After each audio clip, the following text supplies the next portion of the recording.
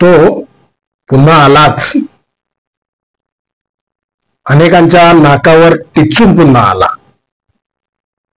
अनेकांचा भ्रमनिरास करत पुन्हा आला. लाखो लोकांच्या इच्छा अपेक्षा पूर्ण करण्यासाठी पुन्हा आला. करोडो लोकांना वाटत होतं की तो पुन्हा यावा, म्हणून तो पुन्हा आला. तुम्ही बरोबर ओळखलात.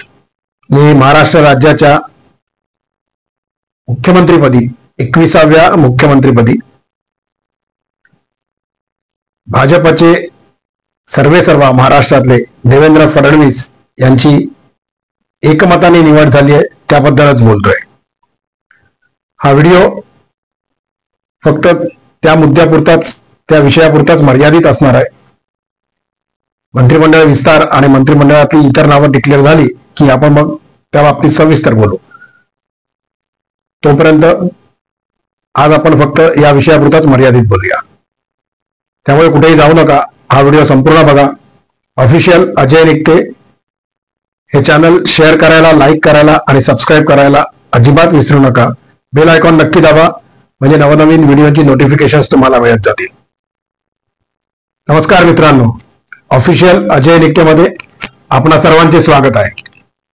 शेवटी विरोधकांच्या दृष्टीने, मेनस्ट्रीम मीडियाच्या दृष्टीने अखेर एकदाच गंगेत घोडं न्हालेलं आहे. भारतीय जनता पक्षाच्या विधिमंडळाच्या गटनेतेपदी देवेंद्र फडणवीस यांची एकमताने निवड झालेली आहे. महायुती म्हणजे शिवसेना, अजितदादा पवारांचा राष्ट्रवादी गट आणि भारतीय जनता पक्षाच्या नेतेपदी म्हणण्यापेक्षा मुख्यमंत्री म्हणून देवेंद्र फडणवीस यांची निवड झालेली आहे. आज भाजपच्या सर्व आमदारांची बैठक झाली आणि तिथे हा निर्णय एकमताने घेण्यात आला, एकमताने जाहीर करण्यात आला. आणि मी पुन्हा येईल, मी पुन्हा येईल, मी पुन्हा येईल हे जे देवेंद्र फडणवीस म्हणाले होते ते त्यांनी अखेर खरं करून दाखवलेलं आहे. मी मगाशी जे म्हणालोय तसं अनेकांच्या नाकावरती टिचून खरं करून दाखवलेलं आहे. अनेकांच्या आशा अपेक्षा पूर्ण करण्यासाठी खरं करून दाखवलेलं आहे.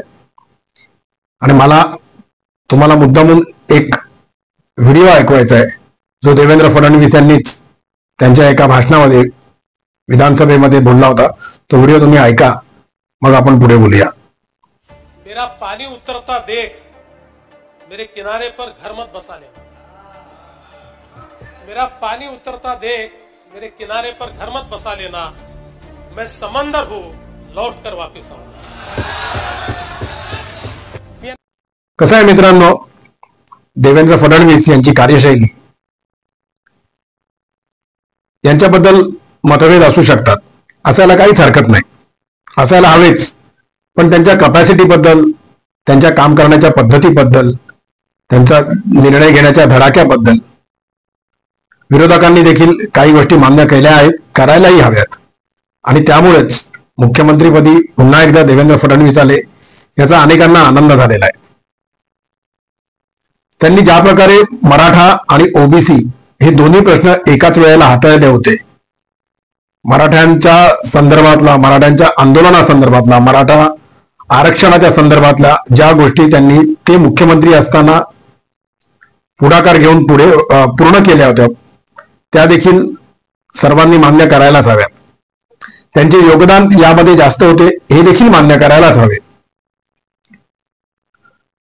अर्थात महायुतीला आणि प्रामुख्याने भारतीय जनता पक्षाला एकट्याला जेव्हा 136, 137 जागा मिळाल्या तेव्हा अनेकांच्या मनामध्ये ही शंका आली होती की पुन्हा भारतीय जनता पक्षाच्या विधिमंडळाच्या गटनेतेपदी किंवा महायुतीच्या मुख्यमंत्रीपदी देवेंद्र फडणवीसच येतील का धक्कातंत्र अवलंबलं जाईल.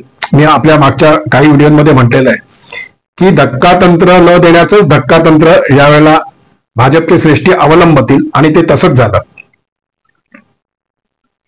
अक्षरशः मीडियापासून अनेक विरोधकांनी, महाआघाडीतल्या अनेक नेत्यांनी आणि हो भारतीय जनता पक्षातल्या देखील काही ठराविक मोजक्या नेत्यांनी देव पाण्यात बुडवून ठेवले होते की काही हो पण मुख्यमंत्रीपदी देवेंद्र फडणवीस नकोत. म्हणजे काहींना तर असं वाटत होतं की भाजपचा मुख्यमंत्री झाला तरी चालेल पण देवेंद्र फडणवीस नको. ही जी सगळ्यांची म्हणजे त्यातल्या ज्या असंतुष्ट आत्मे होते त्यांची जी सुप्त इच्छा होती ती काही अखेर पूर्ण झाली नाही. नरेंद्र मोदी, अमित शहा यांनी अत्यंत उत्तम निर्णय घेतला महाराष्ट्राच्या दृष्टीने असं म्हणायला हरकत नाही आणि त्यांनी पुन्हा एकदा देवेंद्र फडणवीस यांच्याच गळ्यात मुख्यमंत्री पदाची माळ घातलेली आहे. आता मी जे मगाशी म्हणालोय तसं की देवेंद्र फडणवीस म्हणाले होते की मी पुन्हा येईन, आता ते पुन्हा आलेलेच आहेत. होय, तो पुन्हा आलाय, पण एवढी थम्पिंग मेजॉरिटी घेऊन ते पुन्हा आलेले आहेत. त्यामुळे त्यांच्यावरच्या जबाबदाऱ्या देखील त्याच प्रमाणात वाढलेल्या आहेत. हे अर्थात हे तुम्ही आम्ही सांगायची काही आवश्यकता नाहीये, हे त्यांच्या लक्षात आलेलंच असेल, हे त्यांनी बोलून देखील दाखवलेलं आहे. प्रश्न फक्त एवढाच आहे की 5 वर्ष येणारी या राज्याला, महाराष्ट्राला एक स्थिर सरकार मिळावं, मजबूत सरकार मिळावं, विकास कामं पुढे रेटणारं सरकार मिळावं,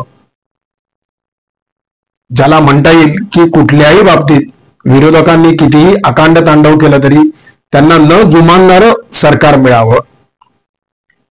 मतभेद असतील तर ती पहिल्यातली वादाला ठरावीत. या प्रामुख्याने जे 3 पक्ष आहेत, भाजप, शिवसेना आणि राष्ट्रवादी, त्यांच्यामधली जर काही मतभेद निर्माण झालेच तर ती पहिल्यातली वादाला ठरावीत. ती तातडीने तिथल्या तिथे मिटली जावीत. जी महत्वाची म्हणजे आपण प्रामुख्याने ज्याला आपण विकास कामं म्हणतो, ती विकास कामं जी बांध्यापासून चांद्यापर्यंत चालू आहेत ती तशीच जोमाने पूर्ण चालू राहावीत. आणि याचं कारण असं आहे, हे अपेक्षा करण्याचं कारण असं आहे, इतर अनेक राजकारण्यांपेक्षा देवेंद्र फडणवीस हे वेगळे आहेत, हे मान्य करायला हवं. मी जे मगाशी म्हणालोय की मतभेद असू शकतात आणि ते असतीलही, असायलाही हवेत, पण एक गोष्ट आपण लक्षात घेतली पाहिजे की देवेंद्र फडणवीस यांच्यावरती करण्यात आलेली वैयक्तिक टीका, त्यांच्या कुटुंबावर करण्यात आलेली टीका, त्यांच्या जातीबद्दल बोलल्या गेलेल्या गोष्टी, या गोष्टींना, या सर्व टीकांना त्यांनी विरोधकांना कधीही उलट उत्तर दिलं नाही असं म्हणायला हरकत नाही. किंवा उलट उत्तर म्हणण्यापेक्षा त्यांनी त्यांची पातळी कधी सोडली नाही. त्यांनी त्यांची डिसेन्सी कायम जपली. ते कधी अकांड तांडव करून बोलले, त्यांची कधी बोलताना जीभ घसरले असं आजपर्यंत एकही उदाहरण कुठल्याही मीडियाला देता येणार नाही आणि त्यांच्या विरोधकांना देखील हे कधी दाखवता येणार नाही. आणि याचसाठी मी जे मगाशी म्हणालोय तसं की तो पुन्हा आलेला आहे आणि त्यांनी ज्या जोमाने जे नाकावर टिचून पुन्हा येण्याचं सिद्ध करून दाखवलेलं आहे, त्याच जोमाने, त्याच उर्मीनी, त्याच उमेदीनी महाराष्ट्रातल्या संपूर्ण जनतेला एक वेगळ्या प्रकारचा विश्वास, एक वेगळ्या प्रकारची आश्वासक वृत्ती आणि एक वेगळ्या प्रकारचं व्हिजन या राज्याला द्यावं. विरोधक त्यांच्यावरती टीका करतच राहणार. आता तर स्थानिक स्वराज्य संस्थांच्या निवडणुका येत आहेत, त्यामुळे त्या टीकांची धार आणखीन वाढली जाईल.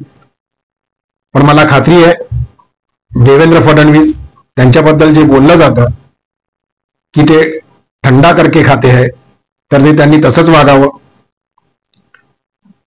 राजकीय मतभेद असणाऱ्या पक्षांशी त्यांनी त्यांच्या स्टाईलनी उत्तरं द्यावीत. ज्यांच्याबरोबर मतभेद नाहीत त्यांच्याशी ते कसे वागतात हे गेले 2014 पासून आपण बघितलेलंच आहे. केवळ विरोधक आहे म्हणून विरोधकांची कामं ते अडवणार नाहीत. आजपर्यंत तसा अनुभवही देखील नाही त्यांच्याबद्दलचा. तो तसाच त्यांनी पुढे कायम जपावा. उद्या होणाऱ्या त्यांच्या शपथविधीसाठी आणि त्यांच्या सहकाऱ्यांच्या मंत्रिमंडळाच्या शपथविधीसाठी ऑफिशियल अजय निकते आणि माझ्या प्रेक्षकांतर्फे मी त्यांना मनापासून शुभेच्छा देतो. आजचा व्हिडिओ फक्त याच विषयापुरता मर्यादित होता, त्यामुळे आता इथेच थांबतो. ऑफिशियल अजय निकते हे यूट्यूब चॅनल शेअर करायला, लाईक करायला आणि सबस्क्राईब करायला विसरू नका. बेल आयकॉन नक्की दाबा, म्हणजे नवनवीन व्हिडिओची नोटिफिकेशन तुम्हाला येत जातील. आपली रजा घेतो. धन्यवाद.